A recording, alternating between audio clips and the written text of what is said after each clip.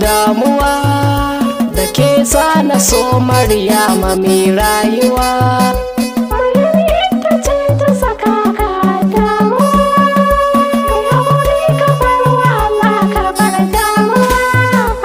Saba da ke Maryam ba zan barki ba, komi ba na iya yin ban tunaki ba.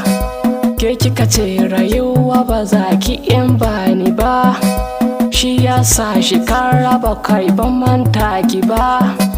Amma lokaci guda an ce da Maryam ta fito da wanda take so si rayuwa.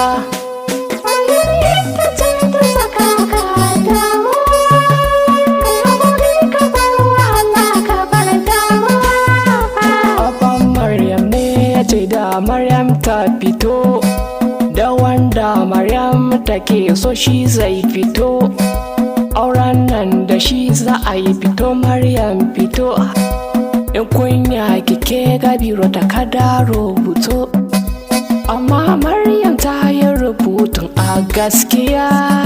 Sunan dan uwanta ta sa ta manta da ni.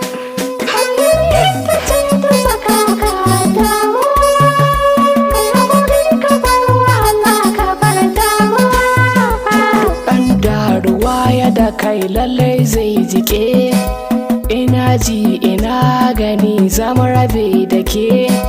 Dan uwanki shi kika so ya rayuwa da ke, kin manta da ni na fi kam dacewa da ke.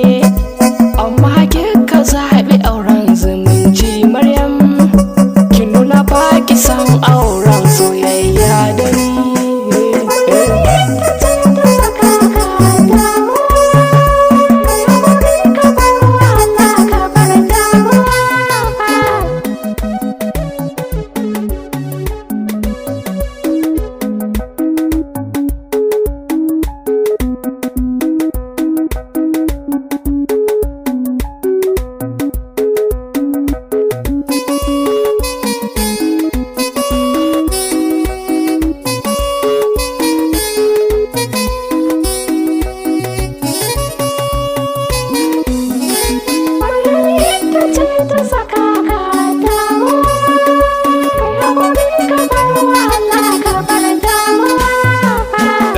Damina ba ta zaman ba tsirai, zaman duniya haƙuri ake ba warai. Lallai duk mai yin soyayya ya san ɓacin rai, na koma tamkar wani ɗa cikin almajirai. Kowa ya gani dole zai nuna tausayi, domin ban da bambanci da mara hankali.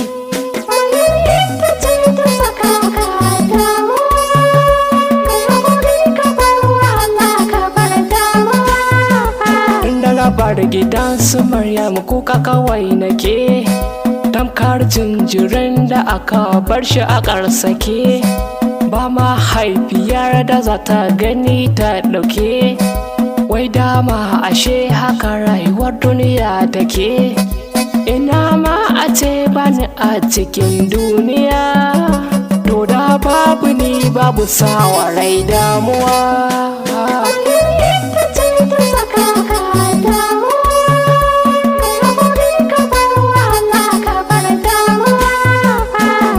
Mutum ita ke zame masa kabari, na so in cika wani tsohon alkawari. Ina aure Maryam zan nuna mutan gari, na cika alkawari. Ni na gane faso fa ashe ba samu bane, sai da na rasa Maryam abokiyar rayuwa.